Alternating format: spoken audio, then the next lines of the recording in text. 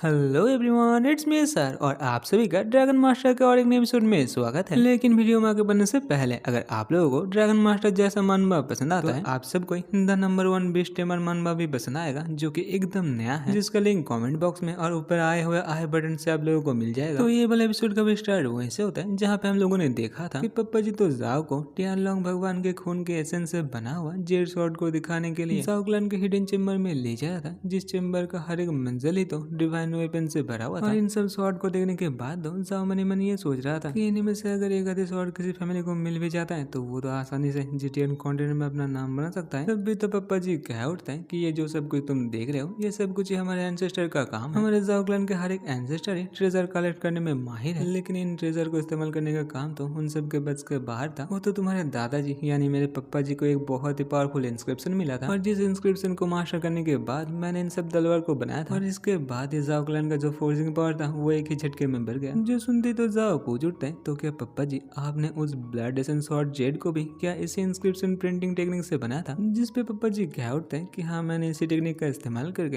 Heavenly fire के मदद से निहाय से मिला सिल्वर जेड को तलवार में तब्दील करके उसके अंदर इंस्क्रिप्शन की मदद से डिवाइन ब्लड के पावर को डाला था। और जिसे बनाने के बाद ही पता नहीं सब कुछ के बारे में कैसे ही पता चल गया था। और बच्चे तुम्हें तो ये अच्छे से पता है कि ये तलवार आखिर कितना ही पावरफुल है, और इसी तलवार को लेके जो दंगा हुआ था उसके अंदर तुम्हारे दादाजी को अपना जान देना पड़ा था। और इसी के साथ तो पप्पा जी अचानक से एक दरवाजे के सामने रुकता हुआ कहता है कि चलो बच्चे, तुम जिसके लिए यहाँ पे आए थे वो इसी दरवाजे के दूसरी ओर है, तो जाओ जाकर जो करना चाहते हो कर लो। और ये कहते ही तो पप्पा जी यहाँ से चले जाते हैं। दूसरी ओर तो जाओ पप्पा जी के जाते ही झटपट करके वही दरवाजा खोल के अंदर चले जाता है, जहाँ पे देखने के बाद तो जाओ को पता चलता है कि ये रूम तो बाकी रूम से कुछ ज्यादा ही अनोखा है, क्योंकि इस रूम के अंदर जाओ क्लैन का सीक्रेट हेवनली फायर जो मौजूद था। और इसी के साथ तो टियानलोंग टेम्पल के गॉड के ब्लड एसेंस से बना हुआ वो सिल्वर तलवार भी था, जिसे देखने के बाद तो जाओ कुछ ज्यादा जोर का चौंक उठता है, क्योंकि ये जो जेड ब्लड स्वॉर्ड था ये तो जाओ क्लैन के हेवनली फायर के ऊपर ही तैर रहा था। और जाओ को देखते ही तो वो झटपट करके जाओ को मारने के लिए आगे बढ़ जाता है, और जिसे अपने तरफ बढ़ते देखते ही तो जाओ भी अपने ड्रैगन स्वॉर्ड स्पिरिट यानी कि मोहन को बाहर निकाल लेता है। और इसी के साथ मोहन और जो ब्लड एसेंस स्वॉर्ड था इन दोनों के बीच एक घमासान फाइट होते हुए दिखाया जाता है, जहाँ पे तो एक तरफ था वही जेड तलवार, जिसे देखने के बाद तो ऐसा लग रहा था कि मानो उसके अंदर कोई स्पिरिट बसा हुआ है, जो तो खुद ही एक से बार एक टेक्निक का इस्तेमाल करता हुआ मोहन के ऊपर हमला कर रहा था। और ये तो दूसरी ओर हम लोगों का प्यारा सा ड्रैगन स्वॉर्ड स्पिरिट मोहन था, जो भी तो यहाँ पे अपने टेक्निक यानी कि जाव का टेक्निक का इस्तेमाल करके उसे रुका रहा था। पर तभी ना यहाँ पे तो जाव को कुछ ऐसा देखने मिलता है जो देखने के बाद तो वो चौंक उठता है, जहाँ पे तो दिखाने के बाद हम लोग को ये पता चलता है कि जेड ब्लड स्वॉर्ड के अंदर तो सच्ची मुच्ची का एक स्पिरिट है, और हो ना हो इसे बनाने वाला यानी कि जाव के पप्पा को तो इसके बारे में पहले से ही पता था, पर फिर भी तो जाव के पप्पा ने जाव को तो इसके बारे में कुछ बताया नहीं। तभी तो जाव अपने मोहन से कहता है कि मोहन बच्चे ये तुम्हारा एल्डर है, तो हो सके तो इन्हें थोड़ा सा रेस्पेक्ट देना। जहाँ पे तो जाओ मनी मन ये सोच रहा था कि हो ना हो ये तलवार वाला स्पिरिट तो पिछले 50 सालों से कल्टिवेट कर रहा है, इसीलिए इसे फोर्सफुली हराना अच्छा नहीं होगा। चलो पहले थोड़ा सा झुक जाते हैं, उसके बाद इसे मार के डिवोर कर लेंगे। लेकिन मोहन कहाँ ये सुनने वाला था, वो तो चिल्लाता हुआ कह रहा है कि मैं किसी के सामने नहीं झुकूंगा, मैं पुष्पा भाव हूँ, और पुष्पा भाव भला किसी के सामने झुकता भी। और ये कहता हुआ मोहन तो उसे शॉर्ट स्पिरिट के ऊपर अपने फायर से हमला कर देता है, जो देखता हुआ तो शॉर्ट स्पिरिट भी अपने शॉर्ट टेक्निक का इस्तेमाल करते हुए लाइटनिंग की मदद से फायर के ऊपर हमला करना स्टार्ट कर देता है। और जिस हमले से बचने के लिए तभी मोहन भी जाओ के आसपास एक गोल घेरा बना लेता है। और ये हमला इतना ही जोरदार था कि आहिस्ता आहिस्ता करके मोहन का जो बैरियर था वो टूटना शुरू हो जाता है। और जो देखता हुआ तो जाओ भी मोहन के ऊपर काबू करता हुआ कहता है कि मोहन क्या कर रहे हो, ये ओपोनेटिंग शॉर्ट स्पिरिट है, और अगर तुम्हें जीतना है ना तो हम दोनों को एक साथ ही काम करना पड़ेगा। जहाँ पे तो जाओ मनी मनी ये सोच रहा था ये भी हमारा जो ओपोनेंट है वो भी एक शॉर्ट स्पिरिट है, यानी कि ये भी अभी मोहन को डिफाइन करने के बारे में ही सोच रहा है। और उसके ऊपर से ये जेड ब्लड स्वॉर्ड तो मोहन से भी बहुत ज्यादा पावरफुल है, और इसीलिए तो मोहन के फुल पावर को अनलेस करने के लिए जाओ झटपट करके जो माइंड स्वॉर्ड मार्जिंग टेक्निक है उसी का इस्तेमाल करना शुरू कर देता है। जो करते ही तो जाओ का सोच मोहन के साथ मार्च हो जाता है, जहाँ पे तो जाओ अभी मोहन से ये कह रहा था मोहन अगर अभी हम लोग को जीतना है तो हर एक शॉर्ट टेक्निक का हमें अभी अच्छे से इस्तेमाल करना पड़ेगा, क्योंकि जितना दूर मुझे लग रहा है कि ये शॉर्ट स्पिरिट तुमसे पावरफुल हो सकता है, लेकिन इसके पास शॉर्ट टेक्निक तो नहीं होगा। और ये कहते ही तो जाओ ब्लेजर शॉर्ट बूम नाम का टेक्निक का इस्तेमाल करता है, जो देखते ही तो ब्लड जेड स्पिरिट भी अपने आसपास एक बैरियर बना के उल्टा जाओ के ऊपर हमला करने के लिए तैयार हो ही रहा था। और उतने में जाओ का हमला तो जो शॉर्ट स्पिरिट था उसके ऊपर हावी होने लगता है, और इसी मौके का फायदा उठाता हुआ जाओ भी नीचे से मल्टीपल शॉर्ट के मदद से उसी शॉर्ट स्पिरिट के ऊपर हमला करना शुरू कर देता है। तभी ना वो शॉर्ट स्पिरिट तो हमले के बीच से क्या उठता है कि बोलना पड़ेगा बच्चे, तुम तो बहुत ही पावरफुल शॉर्ट कल्टिवेटर हो। जो सुनते तो जाओ चौंकता हुआ क्या उठता है कि क्या तुम्हें इंसानी लैंग्वेज समझ आता है, जिसपे तो शॉर्ट स्पिरिट कहता है कि उसे ह्यूमन लैंग्वेज समझ तो नहीं आता है, लेकिन वो जाओ का जो पावर है उसे आसानी से देख सकता है। और इसी के साथ तो वो उल्टा जाओ से ही पूछ उठते हैं कि बच्चे क्या तुम्हें पता है इस तलवार को बनाने के लिए जो ब्लड जेड एसेंस था वो आखिर कहाँ से आया था। जो सुनते तो जाओ भी पूछ उठते हैं कि क्या ये हो सकता है कि तुम ही पुराने स्पैरो गॉड सांग चैंग हो। तो शॉर्ट स्प्रिट कह उठते हैं कि आखिर अगर तुम्हें इसके बारे में पता है तो तुम्हें ये भी पता होना चाहिए कि ये जो तलवार है ये मेरे ही ब्लड एसेंस से बना हुआ है, यानी कि शॉर्ट स्प्रिट को तुम मेरा ही अंश कह सकते हो, जो कि तुम्हारे वो ड्रैगन शॉर्ट स्प्रिट से तो बहुत ज्यादा पावरफुल है। इसलिए तुम एक काम करो, तुम्हारा ये जो ड्रैगन शॉर्ट स्प्रिट है उसे मुझे डिवोर करने दो, उसके बदले में तुम मुझे रख सकते हो। और ये सुनने के बाद तो जाओ थोड़ी देर चुप रहता है। उसके बाद पूछ उठते हैं क्या मैं ये पूछ सकता हूँ कि आखिर तुम मरे कैसे थे। जिस पे तो वो शॉर्ट स्प्रिट कहता है कि ये जान के तुम्हें कोई फायदा नहीं होगा, तुम्हारा फायदा तो अभी इसमें ही है कि तुम मुझे और भी पावरफुल बनाओ, और देखना एक बार मेरा पावर तो वापस आ जाए उसके बाद मैं तुम्हें बहुत पावरफुल बना दूंगा, जो कि तुम्हारा ये शॉर्ट स्प्रिट तो कभी नहीं कर पाएगा। जिस पे तो हंसता हुआ जाओ पूछ उठते हैं कि तुम मेरे ड्रैगन के बारे में इतना बात कर रहे हो, क्या तुम्हें पता भी है कि मेरा ये मोहन आखिर कैसे बना है। तो स्प्रिट तो कहता है कि ये जान के मेरा क्या ही फायदा, वैसे भी आए दिन पता नहीं कितने ही सारे लो लेवल आर्टिफैक्ट बनते रहते हैं, और कभी कभी ये सब कुछ आर्टिफैक्ट किसी हेबल कारण से ड्रैगन स्प्रिट में तब्दील हो जाता है। पर बच्चे तुम ये मत भूलना कि मैं